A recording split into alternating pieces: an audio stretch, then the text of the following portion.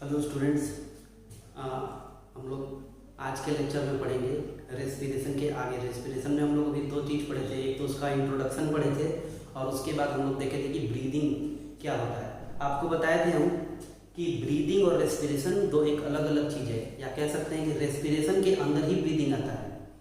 जैसे ब्रीदिंग जो है एक तरह का फिजिकल प्रोसेस है, हम लोग सांस लेते हैं और उसके बाद सांस क्या करते हैं, छोड़ते हैं। एक फिजिकल प्रोसेस है जिसमें हमारा चेस्ट जो है, जिस थोड़ा सा कैविटी जो है वो ऊपर की तरफ जाता है, डायफ्राम नीचे की तरफ जाता है, एरिया इंक्रीज हो जाएगा, बाहर से अंदर की तरफ हम लोगों के एयर आ जाता है। जब हम लोग रिलीज करते हैं तो हमारा चेस्ट और थोड़ा अंदर की तरफ और कहाँ जाता है, नीचे की तरफ जाता है, डायफ्राम ऊपर की तरफ, अंदर एरिया कम हो जाएगा तो हम लोग ब्रीद आउट कर देते हैं। ये तो ब्रीदिंग का प्रोसेस था। अब रेस्पिरेशन में अगर हम देखें तो तीन प्रोसेस इन्वॉल्व होता है। अब वो तीन प्रोसेस क्या इन्वॉल्व है, जरा देखें। रेस्पिरेशन में तीन प्रोसेस इन्वॉल्व होता है। पहला जो प्रोसेस है वो तो हो गया ब्रीदिंग का, जो हम लोग डिस्कशन कर रहे थे। दूसरा जो प्रोसेस होता है उसको बोलते हैं हम लोग gaseous exchange.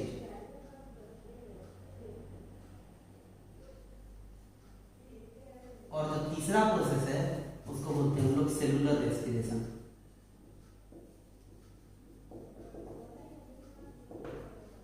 Cellular respiration.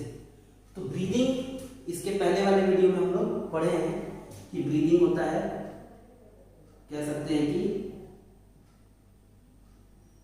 Taking air in and exhaling air out, मतलब एयर को इनहेल करना और एक्सहेल करना, तो यही जो है हमारा ब्रीदिंग है। अगर हम गैसियस एक्सचेंज में आ जाते हैं तो गैसियस एक्सचेंज क्या है, तो जब हम लोग रेस्पिरेटरी सिस्टम पढ़ेंगे तब हम लोग देखेंगे गैसियस एक्सचेंज होता कैसे है। अभी के लिए अगर हम समझो तो हम लोग एक मल्टी सेलुलर ऑर्गेनिज्म है। तो मल्टी सेलुलर ऑर्गेनिज्म में ट्रिलियंस ऑफ द सेल है, तो अब सब सेल को पहुंचने के लिए एक प्रोसेस इन्वॉल्व होता है। तो लंग्स में हम लोग जब सारा जो एयर आता है जिसमें ऑक्सीजन रहता है, तो ऑक्सीजन जब आता है तो वो ब्लड वेजल्स में जो है मिक्सअप हो जाता है, ब्लड वेजल्स में मिक्सअप हो जाता है, क्योंकि ब्लड में हमारे आरबीसी कंपोनेंट है, तो आरबीसी में चला जाता है। तो आरबीसी में क्या हीमोग्लोबिन होता है, वो ऑक्सीजन के साथ कंपाउंड बना लेता है और सारे सेल को पहुंचा देता है। तो वहीं पर गैसियस एक्सचेंज होता है। कह सकते हैं कि हमारे जो हमारा रेस्पिरेटरी सिस्टम होता है वहां पे एक एल्वियोलाई एक बैग होता है, वहां से जो है एक्सचेंज होता है। तो O2 जो है कम्स इन एंड ऑक्सीजन आता है और CO2 गोज आउट। ठीक है, तो ऑक्सीजन आएगा और CO2 जो है वो क्या हो जाएगा, बाहर निकल जाएगा। और अब आते हैं हम लोग सेलुलर रेस्पिरेशन। तो सेलुलर रेस्पिरेशन में अगर हम देखें, इसको अलग से हम अभी पढ़ाएंगे पाथवे ग्लूकोज, इसमें पूरा इसको समझाएंगे, पाथवे ग्लूकोज को, तो इसको भी समझाएंगे।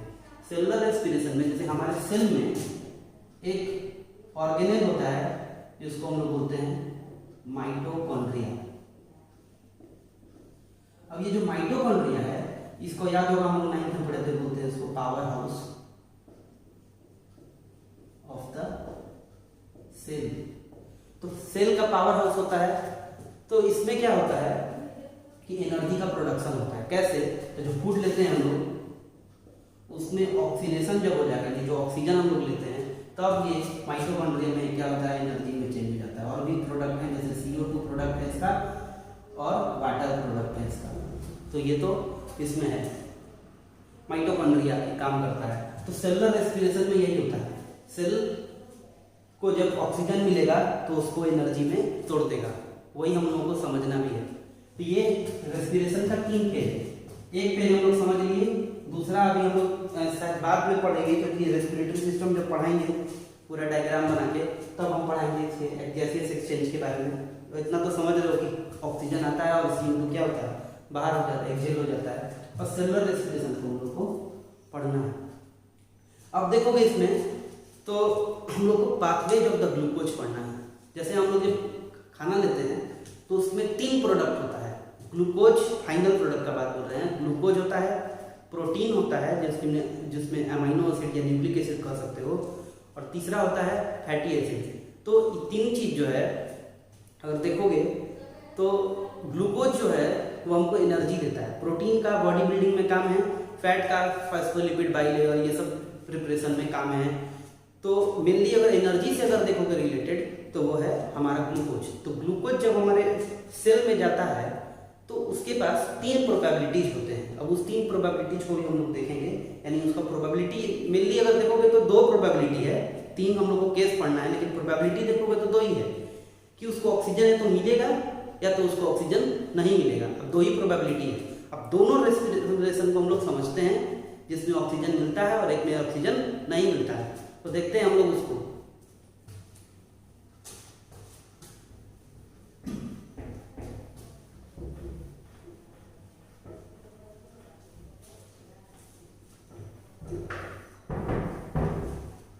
तो कह सकते हो कि जो रेस्पिरेशन है दो तरह का होता है, एक aerobic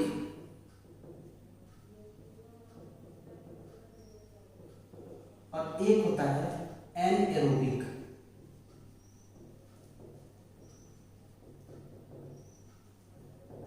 aerobic respiration, the respiration in which oxygen is used to give energy या break down energy, to break down food into energy। ये वो प्रोसेस है जिसमें ऑक्सीजन का यूज रिक्वायरमेंट होता है फूड को एनर्जी में तोड़ने के लिए। एनारोबिक रेस्पिरेशन में ऐसा नहीं है। इन दिस प्रोसेस कैसे कर सकते हैं, the respiration in which oxygen is not required to break down food into energy. इसको बोलते हैं हम लोग एनएरोबिक रेस्पिरेशन। ठीक है, तो ये दो तरह का रेस्पिरेशन है। तो हम लोगों में एरोबिक रेस्पिरेशन होता है, लेकिन एक केस में एनएरोबिक रेस्पिरेशन भी होता है, उसको हम लोगों को पढ़ना है। और कुछ ऐसे भी ऑर्गेनिज्म होते हैं जैसे ईस्ट। ईस्ट जो है उसमें एनएरोबिक रेस्पिरेशन होता है। और कुछ और बैक्टीरिया भी हैं, जैसे आर्काई बैक्टीरिया है। आर्काई बैक्टीरिया जो है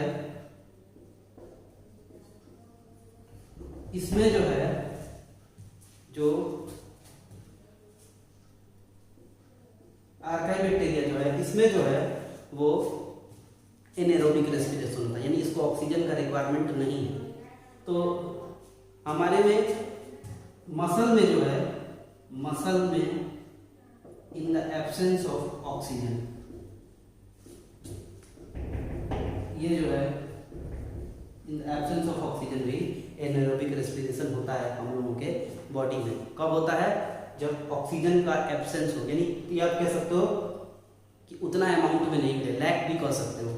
तो लैक में जब कम ऑक्सीजन मिलेगा तब, या कह सकते हो कंप्लीट एब्सेंस हो जाए तब जो है हमारे मसल में जो है वो एनारोबिक रेस्पिरेशन होता है। क्रिकेटर्स वगैरह जब बहुत ज़्यादा दौड़ लेते हैं तो क्रैम्प हो जाता है, वो इसी के वजह से होता है क्योंकि उसमें लैक्टिक एसिड का फॉर्मेशन हो जाता है। तो ये रेस्पिरेशन दो तरह का है। अब हम लोग देखेंगे पाथवेज ऑफ द ग्लूकोज। तो अभी तक हम लोग देख रहे थे कि रेस्पिरेशन कितने तरह का होता है। रेस्पिरेशन हम बताया दो तरह का होता है, एक ऑक्सीजन के साथ जिसको एरोबिक बोलते हैं और एक ऑक्सीजन के बिना जिसको एनएरोबिक बोलते हैं। तो उन दोनों केस का ग्लूकोज पे क्या रिस्पॉन्स होगा आप उसको समझते हैं। मतलब ग्लूकोज तो हमारे सेल में आया, अब ऑक्सीजन हम लोग ले रहे हैं, अब मिलेगा इसको कि नहीं मिलेगा ये प्रोबेबिलिटी को समझना है। तो जैसे ग्लूकोज जब हमारे सेल में पहुंचता है, जैसे मान लो ये सेल है तो सेल में पहुंचा, सेल में जब इंटर करेगा ग्लूकोज तो सबसे पहले कहाँ आएगा, तो इसके साइटोप्लाज्म में आएगा। तो साइटोप्लाज्म में पहुंचेगा तब न जाके माइटोकॉन्ड्रिया में आएगा।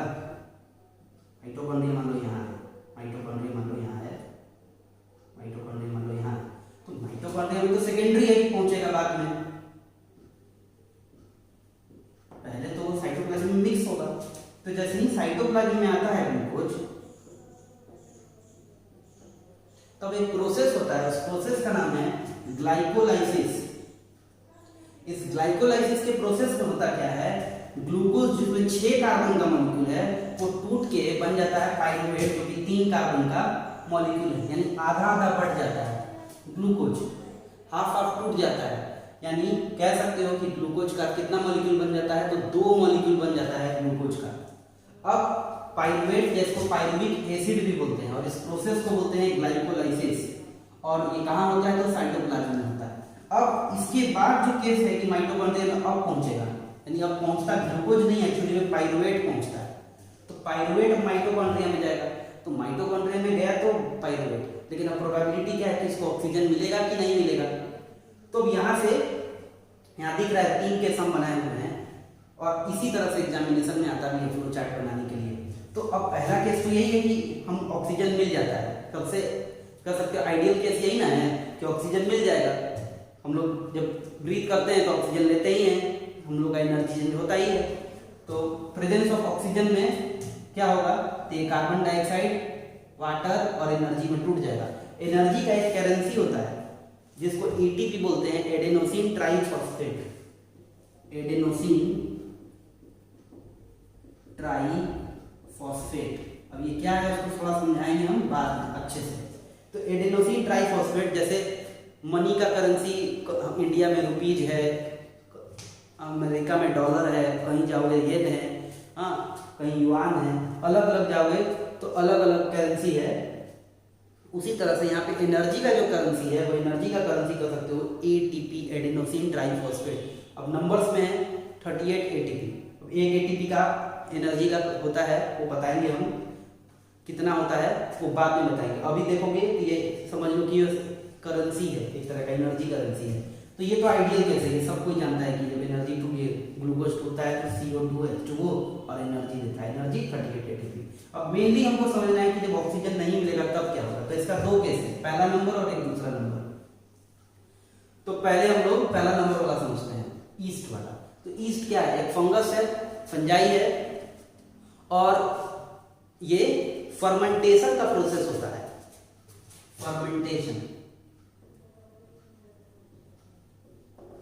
फर्मेंटेशन का प्रोसेस होता है, यही प्रोसेस से शराब बनाई जाती है। तो ईस्ट जो है एनेरोबिक रेस्पिरेशन करने में केपेबल है। तो जैसे ही ये जो पाइरुवेट है ईस्ट में जाता है, तो ईस्ट क्या करता है, इसको ब्रेक डाउन कर देता है इथेनॉल में। इथेनॉल क्या है, एक तरह का अल्कोहल, और यही इडिबल अल्कोहल भी है। अल्कोहल बहुत होता है लेकिन सबको इडिबल नहीं है, वो सबको इंटेक नहीं किया जा सकता है। जैसे मिथेनॉल इंटेक करोगे तो पॉइजनस हो जाएगा।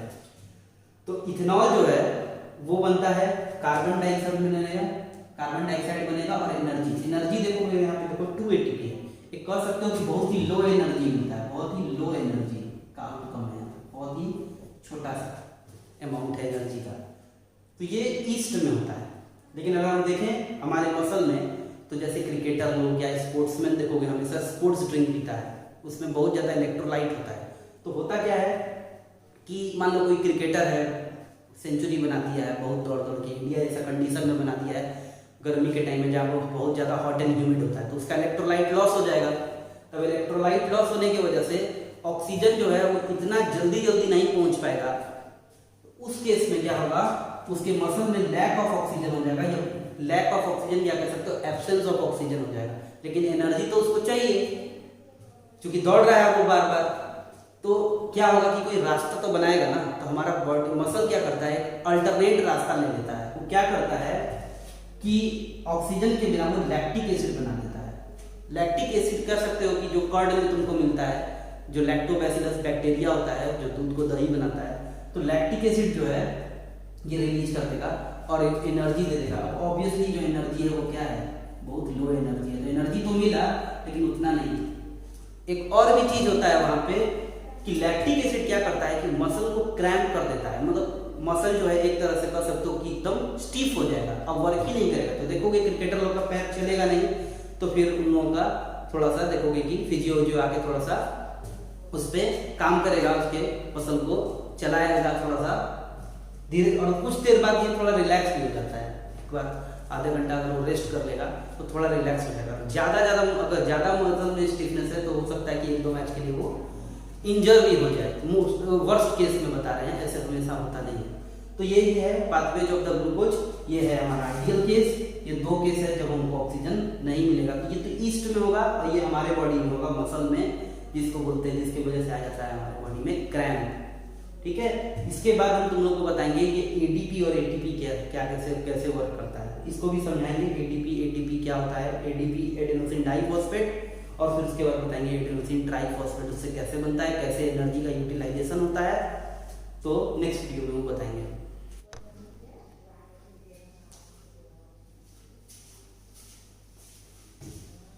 अब हम लोग देख रहे हैं जो, उसको हम लोग बोलते हैं एटीपी एडीपी साइकिल। अब तुम लोग के सिलेबस में इतना डिटेल में तो दिया नहीं हुआ है, लेकिन एनसीईआरटी में थोड़ा सा उसको एक्सप्लेन करने के लिए है, तो हम एक्सप्लेन इसको कर रहे हैं ये होता क्या है। तो जैसे हमारे सेल में, जैसे हमारा जो सेल है इसके अंदर पहले से एक कंपोनेंट होता है जिसको बोलते हैं हम लोग एडीपी। एडीपी एक मॉलिक्यूल होता है जिसमें 3 होता है। एक होता है एडेनाइन। एडेनाइन बेसिकली एक कार्बन कंपाउंड है जिसमें नाइट्रोजन सब्सटेंस रहता है। इसके साथ एक राइबोज होता है। राइबोज एक्चुअली में शुगर को कहते हैं, और इसमें 2 फॉस्फेट का लिंकेज होता है। 2 फॉस्फेट होता है, यहाँ लिखे भी हैं। पहले एडीपी में एडेनोसिन डाइफॉस्फेट इसका फुल फॉर्म है। इसमें एक एडेनाइन का एक मॉलिक्यूल होता है, एक राइबोज का मॉलिक्यूल होता है, और इसमें 2 फॉस्फेट जो है वो लिंक होते हैं। और ये जो है एक कंपाउंड जो है हमारे सेल के अंदर पहले से ही मौजूद होता है। अब जैसे ही हम एनर्जी बनाते हैं तो सारे एनर्जी को एक ही बार में तो यूज नहीं कर लेते हैं। जैसे मान लो कि हम कहीं जॉब करते हैं और हमको सैलरी मिलता है, तो सैलरी अगर मिलता है तो एक ही बार में तो यूज कर नहीं लेते हैं। हम उसको क्या करते हैं, कहीं जाके सेव कर देते हैं। मान लो बैंक में डाल देते हैं, एक बार में तो यूज करना नहीं है, तो बैंक में डाल दिए। अब बैंक में डालने हैं तो अब हम धीरे धीरे उसका जरूरत पड़ेगा तो हम धीरे धीरे क्या करेंगे, उसको निकालेंगे। कैसे, जैसे मान लो एटीएम से निकालते हैं, एटीएम जाते हैं, पैसा निकालते हैं, जितना जरूरत होता है उतना पैसा हम निकाल देते हैं। तो यहाँ पे भी जैसे जितना हम एनर्जी बनाते हैं उस एनर्जी को हम एक ही बार में यूज नहीं करते, कहीं जाके स्टोर कर देते हैं। तो स्टोर करने का एक तरीका है। तो हमारे सेल में पहले से ही एडीपी होता है, एडेनोसिन डाइफॉस्फेट। अब हम लोग करते क्या है, तो जरा देखो इसमें, तो इस साइकिल से समझो। जैसे हमारे बॉडी में पहले से ही एडीपी मौजूद होता है। अब एडीपी में 2 फॉस्फेट का मॉलिक्यूल होता है। अब हम लोग क्या करते हैं, उसमें जो हमारा सेल क्या करता है, एक और फॉस्फेट को जोड़ देता है इसमें। तो जो एडेनोसिन डाइफॉस्फेट है अब बन जाता है ट्राइफॉस्फेट। तो अब किसी भी चीज को जोड़ने के लिए एनर्जी लगेगा। तो यही जो एनर्जी जो सेल में हमारा बनता है, वही एनर्जी जो है, तो हमारे सेल में सेलुलर रेस्पिरेशन से ये जो सेलुलर एनर्जी जो बना, सेलुलर रेस्पिरेशन जो सेलुलर एनर्जी बना, वो जो है इसको जोड़ता है।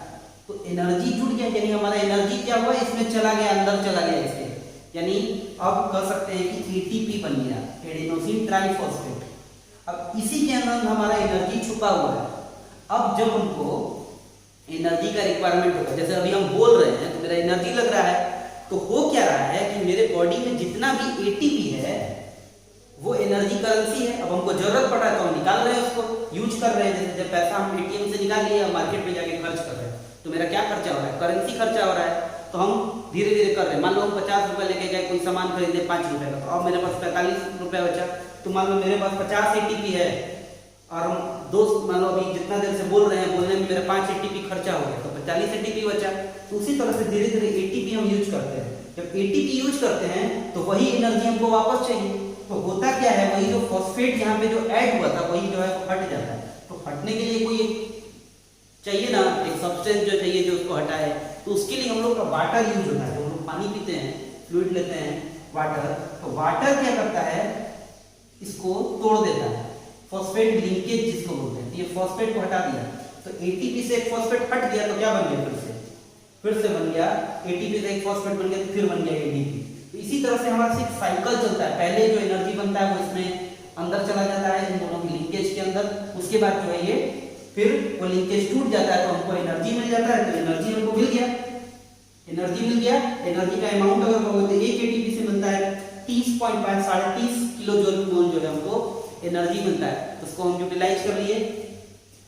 तो ये है एडीपी एटीपी साइकिल। एडीपी तो समझा दिए, एटीपी क्या है? एडीपी एडेनोसिन ट्राइफॉस्फेट, इसमें डी एडेनाइन राइबोस, लेकिन इसमें 3 फॉस्फेट का यहाँ पे लिंकेज होता है, 3 फॉस्फेट का लिंकेज होता है।